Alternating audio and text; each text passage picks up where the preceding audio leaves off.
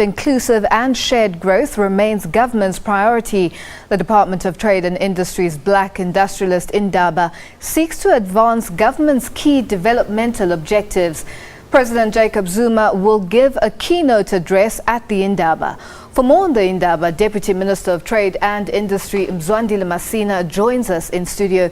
Good evening, Deputy Minister, and thank you so much for joining us. Thank you so much, Sis. How are you? Good, thanks. Now, Deputy Minister, how will this differ from... Actually, before we get there, can you explain what the Black Industrialist Indaba is? Well, this is a platform to engage stakeholders on the policy plans of government on where we want to take the economy. We would want to engage the broadest of the society so that we are able to ensure that whatever policy measures we put in place is that which has been engaged and tested with the majority of our people who supposedly should be beneficiaries of this particular program. Now, how will this differ from the broad-based black economic empowerment as we know it? Well, we are focusing more. You'll remember that during the times of BEE, the focus was more on shareholding. You will have a person who owns a mine who has never been to a mine. This time around, we're speaking about people who will be owning factories, who will be hard at work in those factories to ensure that those factories produce products that could be sold to local and international markets. Now, what policies will government need to have in place to realize the Black Industrialist drive? Well, we're having a draft policy in place, which it's a platform that we are using Indaba as a platform to engage general public. We are really learning a lot of lessons from the BE policies that we have put in place, but the focus now is much more ensuring that majority of our people get involved in the productive sectors of the economy.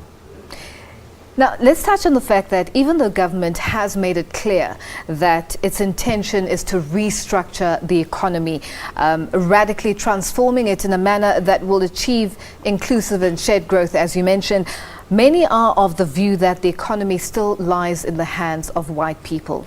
What mechanisms are going to be put in place or are in place to ensure equal access to the economic opportunities? Well, this is one very bold, decisive step from government to ensure that we bring as many people as possible into the mainstream of the economy, especially focusing on the productive side of the economy. As we said, you know, our economy has been consumption-based over time, so we think the time has arrived that we put in place measures to support black industrialists who can get involved in big projects around manufacturing in the country. And we believe that as a starting point, this program will give a leverage for majority of black companies who have had difficulties in dealing with the state or getting support measures from the state institution, in particular the DFIs, which have operated mainly like banks. So we're coming up with creative ways, working together with those DFIs of government to ensure that we deliberately ensure that we give preference to majority black companies so that they can participate in the mainstream economy.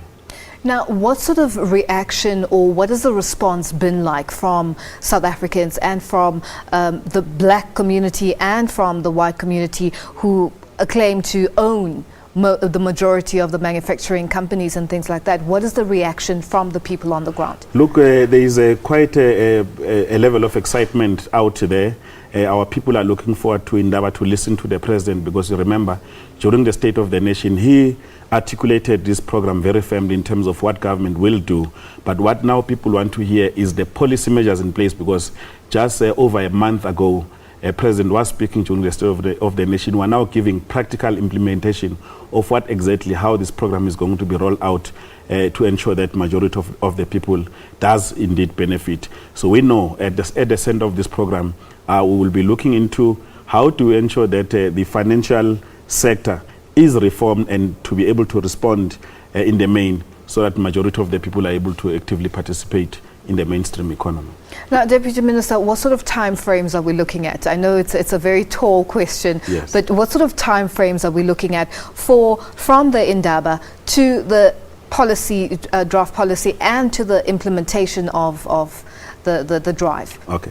Now, look, the draft is now in place. So what we want these industrialists who have been carefully selected to interact and enrich this policy so that latest by June we're able to take that policy to cabinet so that it becomes government policy where it is. And immediately all our DFIs, we have been engaging with them.